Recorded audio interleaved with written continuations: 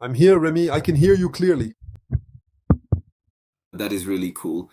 Hello there, Arnaud. It is truly great to see you here today. There are a lot of people here tonight for the sleep topic. That is very cool. It is definitely a fascinating topic that usually works quite well for everyone involved. It is a topic that generally works exceptionally well, indeed. I suggest we can get started soon.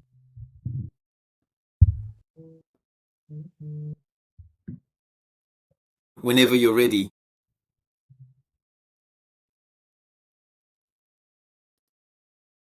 Just to clarify, this conversation will be recorded and you'll be able to listen to the episode or the webinar again. I'm not sure what to call it.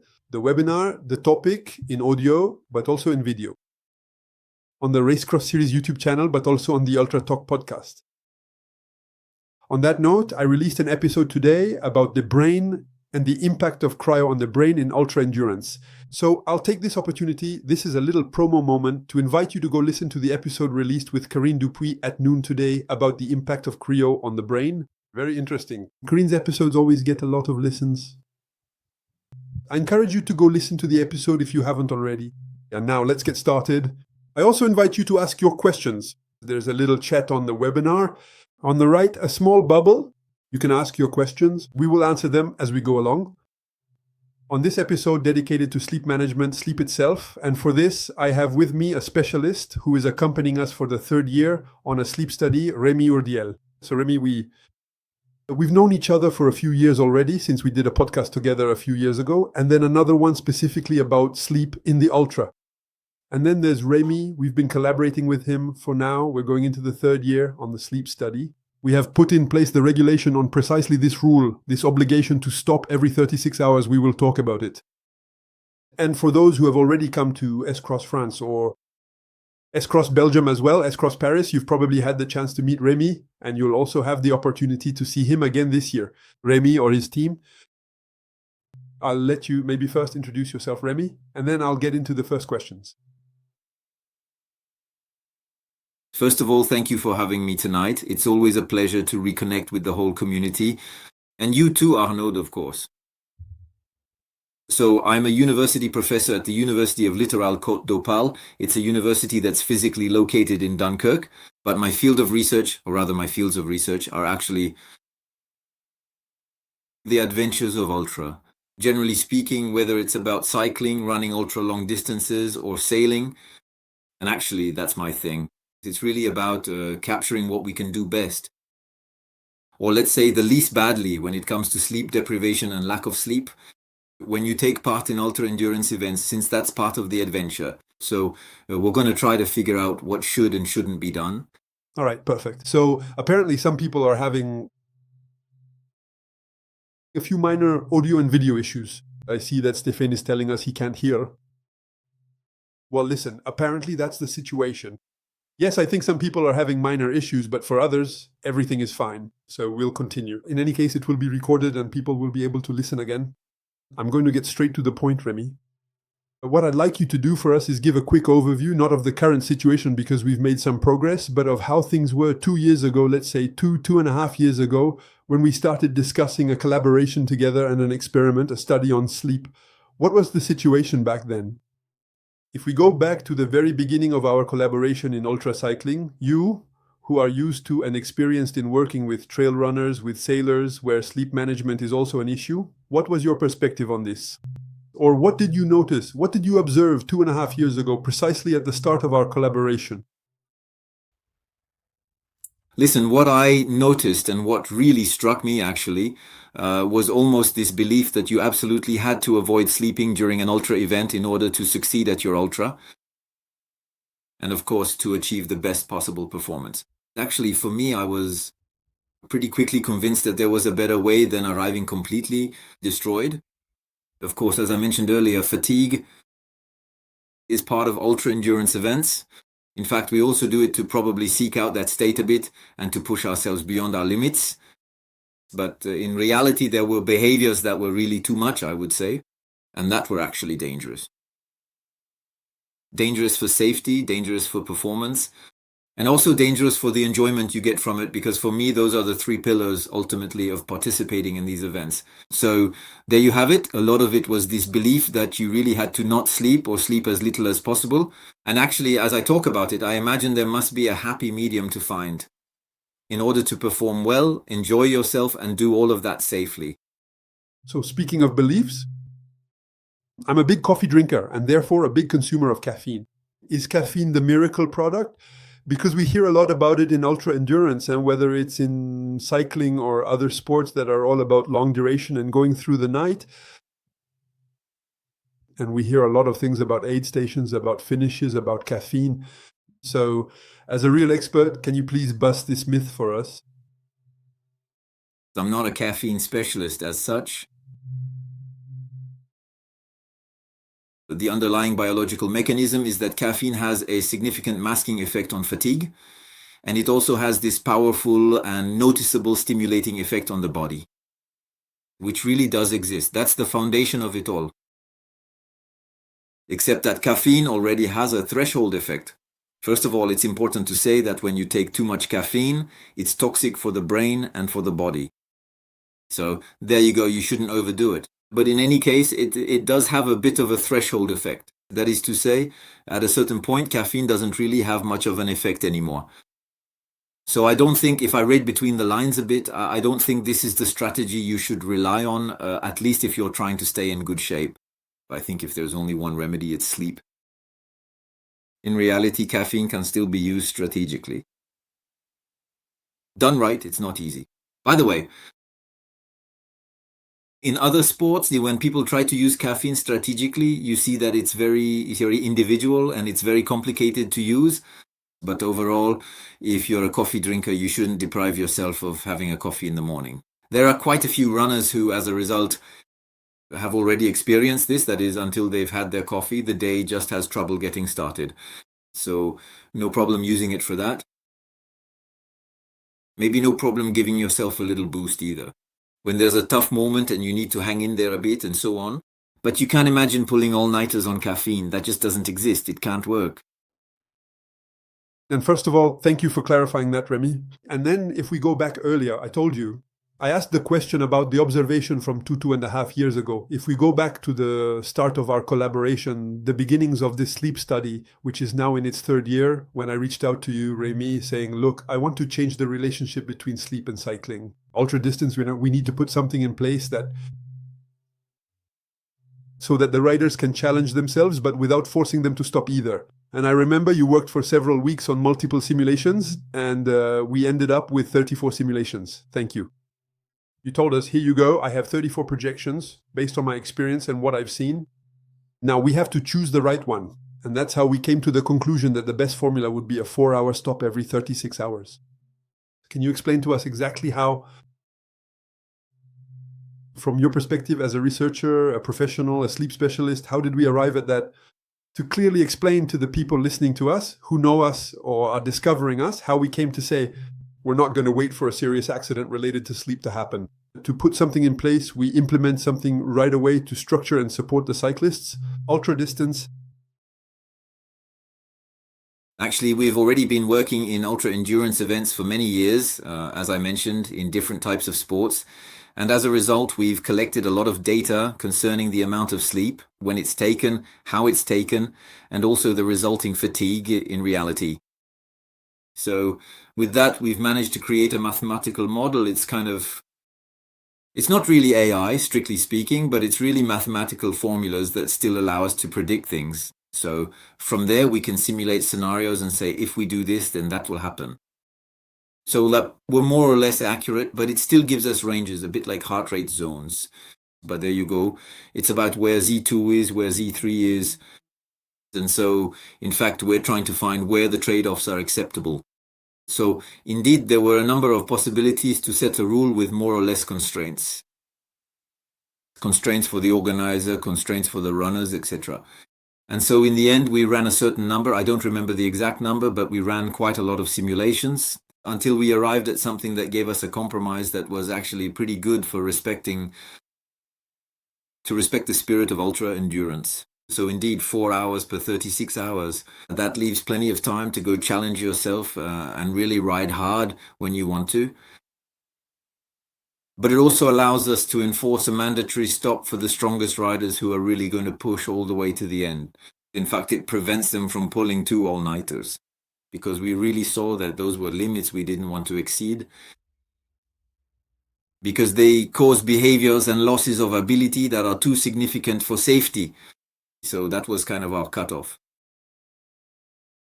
These are zones that are being defined, and now, thanks to you, thanks to all the riders who take part in our studies, we continue to work on this modeling. We'll see this year, you'll run into Julie, who's in charge of that. By the way, to help evolve the model. Indeed, we wanted to avoid 2 sleepless nights because it's not responsible, as organizers and as a structure that puts on ultra-distance events, to let runners hit the wall like that. When we know it's going to be very tough for them, that's why we absolutely want to avoid 2 nights. So you're probably going to say to me in the comments, yes, but then explain to me why. Why? The 2005 and the 1000 start at 8 p.m., so 36 hours will bring them through 2 nights. For your information, we're working on this issue precisely to avoid that. So there will probably be an adjustment made to the start time to prevent this possibility from happening. How does it work? Rémy, concretely, out in the field, so you mentioned Julie and there's also Valentin. There's also Valentin, same thing, and he's been with us in the field for 2 years now, so we know him well. How does it actually work out in the field? I know that generally at the start of the briefings, we ask people if they want to volunteer to participate in the study. And then we realized that last year, you didn't have enough bracelets to equip everyone who wanted to take part in the study. There was so much enthusiasm around this sleep management project. So how does it actually work in the field? When you come to an event, how do you equip the runners? And once they're equipped, what happens for them during and after the race?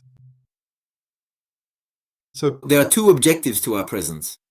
One is indeed to collect data, because that's just who we are. We're scientists, and we need data to try to really understand what's happening with actual numbers, so we don't have to rely on interpretation.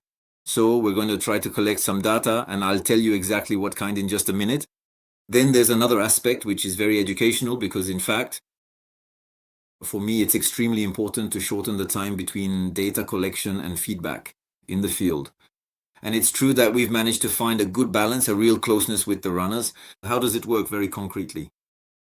Before the races, we reach out to the people who are registered based on a certain number of criteria, but overall, pretty much anyone can participate if they want to.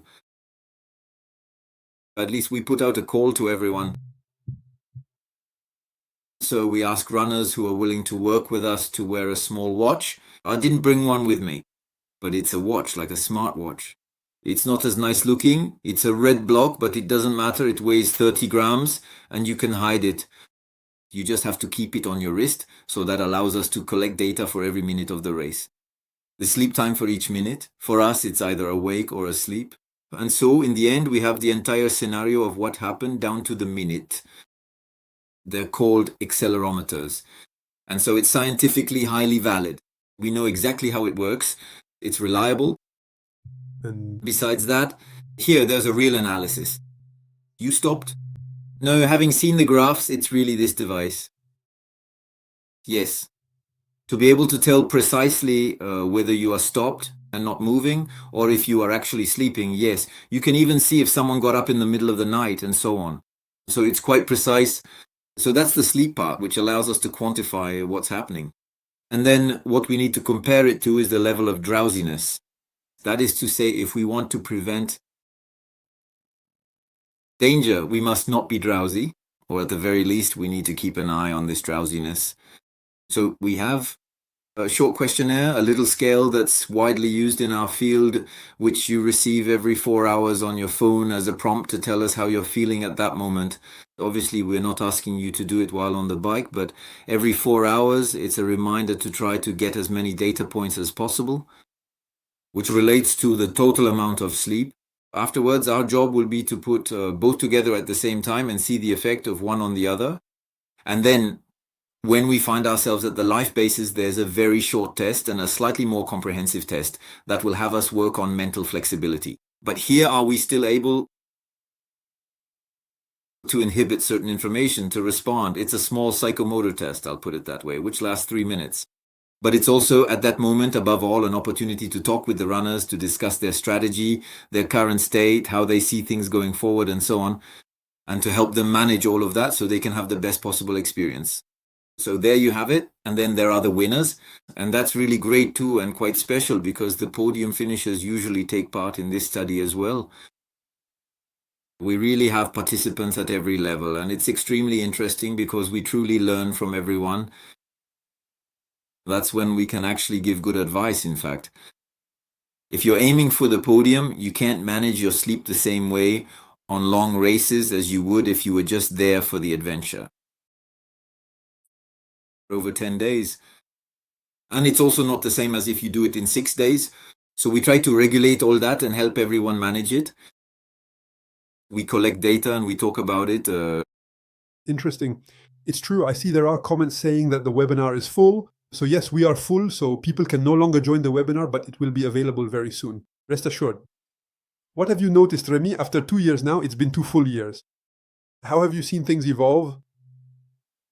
I have part of the answer, of course, but I have to ask the question. How have you personally seen things evolve throughout our specific series? Especially because there are various other ultra-distance competitive events that do not currently have in their official rules the strict requirement to stop after 4 hours during every 36-hour segment. But in any case, what specific changes or significant shifts in mindset have you personally observed over time? Very clearly, I think that our work, Arnaud, has really paid off. It's true that we can see that people are now taking this issue into account more systematically and with a bit more thoughtfulness. So the first thing to say is that there is real reflection happening within the community. And that's really great. There's still a bit of a way to go, but overall we're on the right track. I have examples of people who crashed, hit the wall from lack of sleep 1 year, and then the following year had a much more considered approach, much more in line with their goals. Consequently, as a direct and impressive result of their hard work, they really blew past all of their previous performance records by a truly significant and unexpected margin. That's on the performance side. And then we also see that there are a lot more people are taking better care of themselves, it seems to me. So that's actually pretty good. But there are also quite a few, there are still a lot of runners but that's what experience brings, which is normal. A lot of runners start with races that are shorter formats, who have built up this image, the image of managing sleep, on compact or short formats. And then afterwards, they take on longer events. But in reality, they're not far from hitting the wall either, because either they hit the wall or they react a bit too late and end up missing their goals in reality. So that's really what webinars are for in the end. And everything we try to share really is to help speed up this process. Experience and learning. And for us, out in the field, that's what we're here for, to help with all of that. Do we have any examples of what you're talking about, May? I'm thinking of Jonas, who won the 2,500 kilometers in France this year.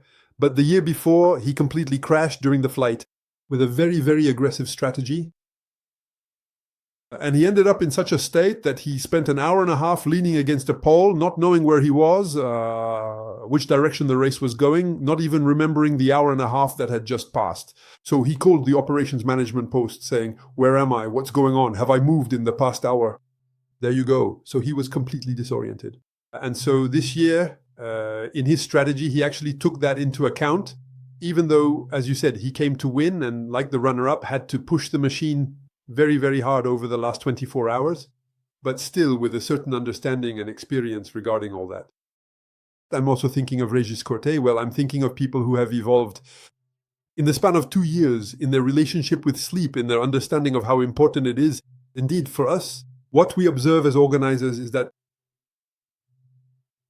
the average times are lower, meaning people are going faster, sleep times are longer, and so people finish much less worn out because they're actually following a strategy around this, and the changes we've implemented together contribute to all of that. And then, of course, there are the people listening to us who are wondering, the question is, what is it? Warning signs. So even if this rule is in place, fatigue still sets in and the effort is still there. So after 2 days, 3 days, 4 days of racing, 5 days of the event, knowing that the average time to finish Race Cross France is about 8 days and 10 hours, I think on average. So you're riding at night, what is it? The warning signs, knowing that you've often explained this on the various podcasts or in the conversations we've had, the tricky time slot is between 2 and 5 in the morning. But what would that be? The warning signs, Rémy, for the people listening to us, whether they're experienced or coming in for their first season on the S-Cross series. So the warning signs, let's use the term drowsiness to start with, since there's a word for it in French and I think everyone knows it. But just as a reminder, it's basically those heavy eyelids, that this brain that's still fully connected to what's happening. It's nothing more or less than what we all experience. It's something most of us have felt, especially when driving, like on the highway, struggling to keep our eyes open. And you can really see, driving at 130 on the highway, how incredibly scary that is. So at the first rest stop, you pull over, go for a walk or take a nap. Basically, you find some kind of strategy. But overall, it's really that kind of drowsiness. What's interesting is that drowsiness, we're starting to be able to actually predict at least a little when it's going to hit. You mentioned off-peak hours. I'll put it that way. Obviously, human beings aren't made to live at night, and even less so to ride a bike at night. So nowadays we can do it, but we have to be careful about that. But overall, when you set out on really long distances that last a week, something like that, 5 days a week or 10 days, then it's obvious. You can't fight off drowsiness during those off-peak hours for that many nights. It's impossible. So in that case, you need to have an appropriate rest strategy, a way to take proper breaks. Drowsiness is really the critical point, but when you feel it, you actually have to stop everything. You absolutely have to stop and rest, because that's when you're really at risk of having an accident in reality. So what we notice is that now we've become a bit more aware of it ourselves. If someone is crossing the top of a mountain pass at 1 or 2 in the morning at the PGO, I see Stefane, he's gone now, but that's it. Those are warning signs for us. It means be careful. There's someone who could potentially be drowsy. Too much. So sometimes we don't hesitate to make a quick phone call. I remember last year at the top of the Bonnet at 1 in the morning, I saw 2 guys, 2 dots, and I called them to check if everything was okay. For them, was that their plan, their strategy? And they reassured me, no, it's fine. We're in good shape. We're being careful. Okay. So that was interesting. Then after that, there's something much more chronic, actually. So here, maybe we're focusing more on performance, but when you're really lacking sleep, you just have no energy. And when we're really too far from those performance data points, I don't know, some people have power meters, but not everyone does, especially over long distances. But there you go, when you don't feel good, when you feel like you have no energy, no drive, and you're just not moving forward. In reality, those are also signals that can alert us to our level of fatigue. A bit more chronic then is drowsiness. How often does it happen? Am I yawning all the time, all day long? We had certain behaviors you were talking about earlier. Then we also saw very fragmented sleep behaviors, meaning people who would only sleep by taking 20-minute or 1-hour naps, and they would do this for a whole week. It's incredible. It means that people are living in a constant state of fatigue, because if they were going to sleep, it's because they were feeling that drowsiness. So the number of times this happens during the day can also be something to watch out for, ultimately, to gauge your level of fatigue. There's a question, I'll ask it. But just before that, it's true regarding the points you mentioned. I also remember Rémy Hurdiel. So people listening to us might know Rémy Hurdiel, who is an ultra-distance cyclist. And when he's in a race, he pushes himself extremely, extremely far every time. And then once actually we were together at the PGO, Rémy and I, and it wasn't the middle of the night. It must have been around 11 or midnight, I think. This was 2 or 3 years ago. And we were watching this dot moving, and suddenly Rémy calls us and says, "Is the life base far?" And we tell him, well, 15 kilometers. Oh, and he says, well, no, 15 kilometers, that's far. Well, right away, we looked at each other, and thought, that's a strange reaction. And then it turned out that Rémy was completely exhausted. He stopped on the descent of the Cailléol because we advised him to stop and sleep. And then we realized that this dot wasn't moving anymore after a while. So we sent someone from our life base, which was a bit lower down, Guillaume in particular, to go up and see what was happening at that spot. And it turns out that Rémy was actually in complete hypothermia. So we took him out of the race to make sure he was safe. Maybe he was upset with us because since then there have been several incidents. But in any case, for safety reasons, we made sure Rémy was safe because he was completely at his limit. And it was really the PGO that detected this and everything we put in place. We don't know what would have happened if we hadn't set up all those services. But in any case, I remember that moment perfectly, the vigilance we have at the PGO. And also, remember this year we realized as well, and you confirmed it to me, that between 7 and 10 in the morning, ultracyclists make a lot of mistakes that they do not make during the rest of the day. Like disorientation, meaning people leave the way they came in, get confused with their GPS, at roundabouts go right when they should go left. There are all kinds of orientation mistakes. Have you noticed this as well in other disciplines? So, of course, in fact, that's exactly what we measure at the base camps when we do our little test that we call go-no-go. That is actually, it's precisely the aspects of mental weakness. In reality, our brain no longer functions properly. The less we sleep, the more our brain is affected. So orientation, decision-making, a whole range of factors, the ability to react to unexpected stimuli, etc. Our brain is tired. That's what's interesting about these challenges. You can really see that we're always walking a fine line. And so this fine line is very interesting to detect and also to detect on an individual level, because everyone is also different, with different physical abilities, with different psychological capacities. And so, of course, you see it in ultracycling, in ultra-endurance events in general, in sailing, in running, and in almost anything you want, just as soon as the factor of sleep deprivation is involved. When you go through this experience, know that between 7 and 10 in the morning, we notice that we get a lot of calls at the operations management post asking, am I on the right route? You see, there's a real sense of disorientation. We stay alert, so as a result, we staff accordingly and explain to the teams that between certain hours, there will be calls specifically about this. And to make sure to check the maps to ensure you're not straying too far from the route. I have a question from Jerem. He says to me, I'll summarize, but basically, if I sleep for 4 hours between 2 and 6 in the afternoon, or between 11 and 3 in the afternoon, are those hours equivalent to if I slept 4 hours at night? The reason is as follows. I'm in the middle of a heat wave. It's hot. The Cross France network is here in June. They're forecasting 35 degrees in the afternoon, so I'm going to sleep and ride all night. Are 4 hours in the middle of the day equivalent to 4 hours in the middle of the night? That's an excellent question, and it's very practical, actually. I'm going to do a bit of science quickly, explain very briefly, and play the teacher. Actually, there are two things that ensure we get enough sleep and feel refreshed. Let's put it that way. There's definitely a matter of quantity, so there are thresholds.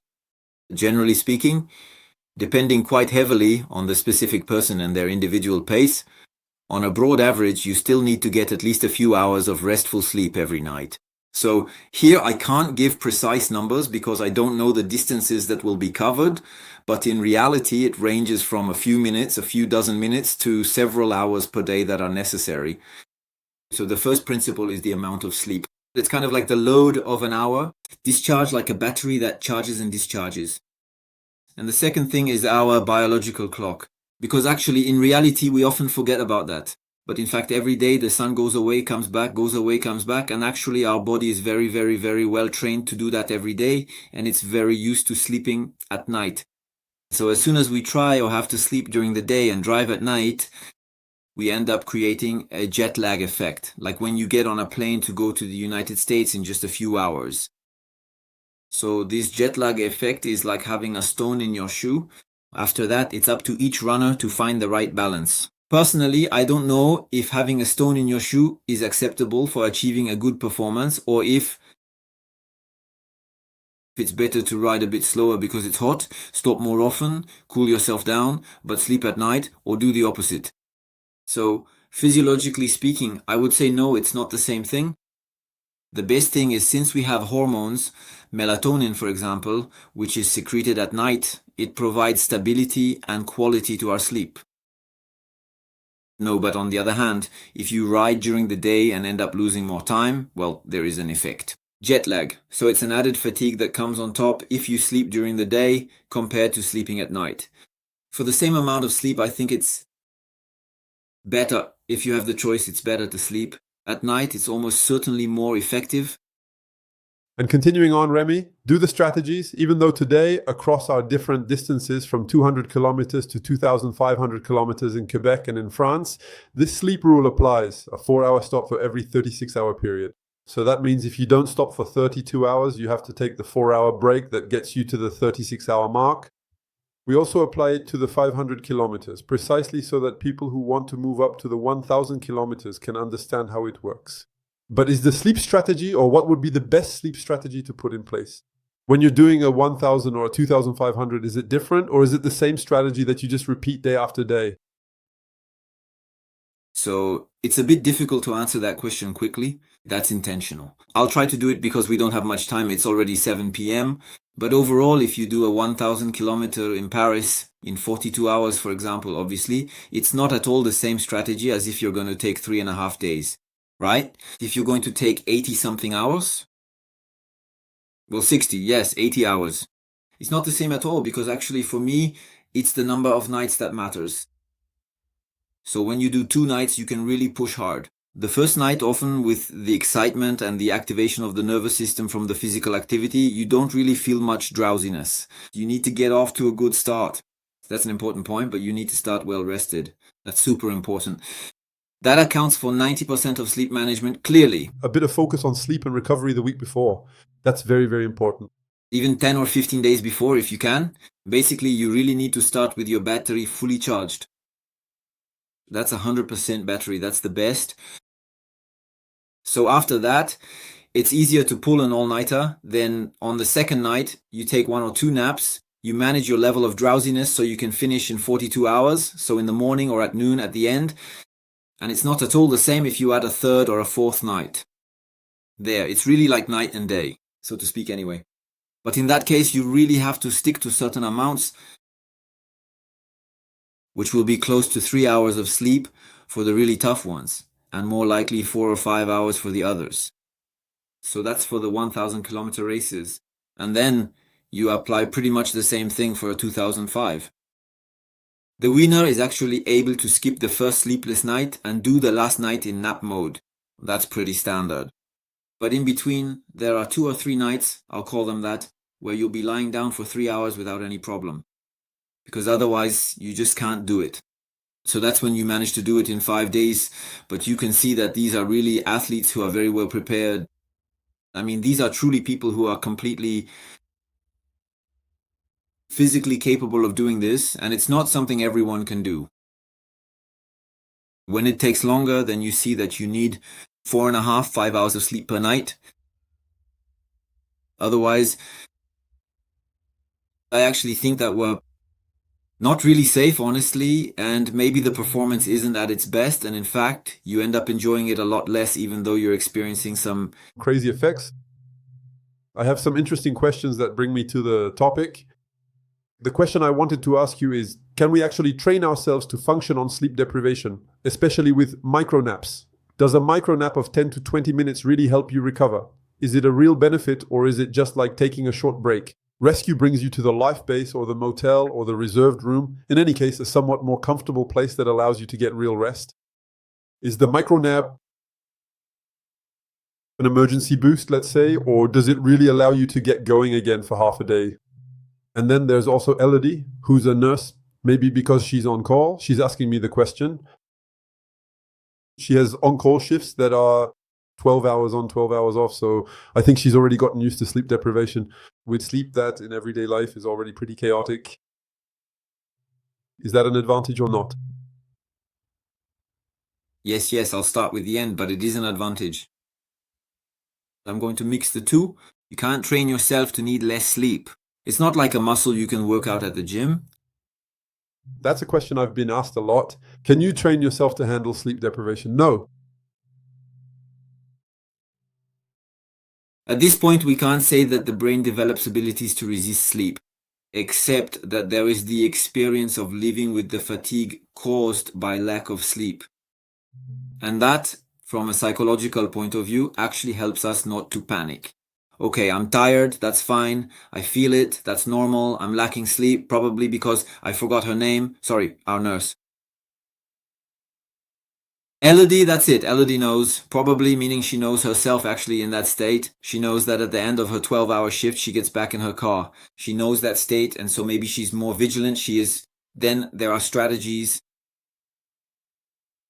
in order to fall asleep much more quickly with greater speed and efficiency, and potentially use micronaps. Micronaps, for me personally, it really depends once again quite heavily on the specific type of race we're doing at the time. Micronaps during long events, in my opinion, are best reserved for the daytime. During the day, I stop to get a bit of food, and then I feel like I'm a bit drowsy, so I take advantage of it. I take a short nap, a little break. That's fine. 20 minutes, that lets us make it to the end of the day. That's okay. For example, on the last night, I push myself because I want to reach my goal. I have 100 kilometers left, but I'm drowsy. Yes, okay, you can take 20-minute naps to keep going further. But that's not everything, actually. It can't fully recharge your batteries. It's also misleading to say that micronaps fix everything. No, micronaps don't fix everything. They work, but only for a certain amount of time. So these strategies, it's true that when you're on call, you actually know them. And the last thing, however, something you can actually train for. We'll explain this a bit more later, but for me, it's like the planets aligning, meaning your ability to go very quickly from feeling drowsy to actually falling asleep. And there are people who struggle because they're drowsy. They try to find a place, an environment that's suitable, a bit of comfort. It's not easy when you're in cycling shorts with a bike and a helmet. All the way to letting go, meaning also accepting your environment and maybe even some of your fears. So your fears about the perf or your surroundings. Basically, there are 4 planets to align. First, I detect drowsiness, having a favorable environment, still having some comfort. You can have that in your bag. It weighs nothing in your saddlebag. Earplugs, a mask to put over your face. It weighs nothing at all. A sleep mask you can put over your nose, well over your eyes, a bit of comfort, that's it. And then, when you decide to close your eyes and it's time to sleep, well, you just let go, let yourself relax. So let your mind drift to something other than anything related to the race. And when you manage to train yourself to do that, you have the ability to manage your sleep. A bit more precisely too, because you stop more quickly. And last year I saw how that our German friend who finished second, I forgot his first name. Thank you. Lucas? That's it. Thank you, Arnaud. Lucas is actually quite an expert at that, I found. I thought he was very good. He would stop. He had a different strategy than Jonas in 2005. Jonas was very methodical. He would go to the hotel and so on. And Lucas was like, I stop when I'm drowsy and then I fall asleep really fast, just like that. So a great optimization of his sleep. So you see, it's also about different styles. It's also different management styles. I find that different. It's true that Jonas and Lucas, with their 2 different styles, it's all very interesting. Rémy, thank you for answering all these questions. You might have the chance to run into him if you're with us. Stay tuned for the cross. You might run into Rémy at different stages in various countries. In any case, a big thank you to all of you for your questions and for being here. The webinar was full again tonight, and all of this will be available as a podcast. And as a video on YouTube, don't hesitate to listen to the podcast. Every Sunday, we publish testimonials from participants of the 2025 season on the Ultra Talk podcast. Feel free to listen again to those experience shares. There's also a story about Patricia, who was a volunteer. If you have someone in your family, if your partner is coming with you to the event, and instead of not really knowing what to do, they can help us as a volunteer. Don't hesitate as well. Registration is done on the website. And then in 2 months, the season will begin. With Portugal, there are still spots available in Portugal. Paris is filling up. There are still some spots left, but we will most likely be completely full with around 700 people in Paris. And then France, which is also our flagship event of the season, where we're going to break the participation record. This year, we're already almost at 1,300. It will very likely be a record-breaking year. And more than 3,000 of you have joined us at WC this year across the different events. And don't forget, there's also Quebec with a 200 kilometer in Quebec, but also a 2,500 that will take you to Gaspésie. I think you probably only go to Gaspésie once or twice in your life. So it could be a great adventure. A big thank you for your time, Rémy. A big thank you to the whole community for your trust as well. And I'll see you very soon next week for a new webinar. Thank you very much. Bye, Rémy. See you soon. Thank you very much. Thanks to everyone. Have a good evening.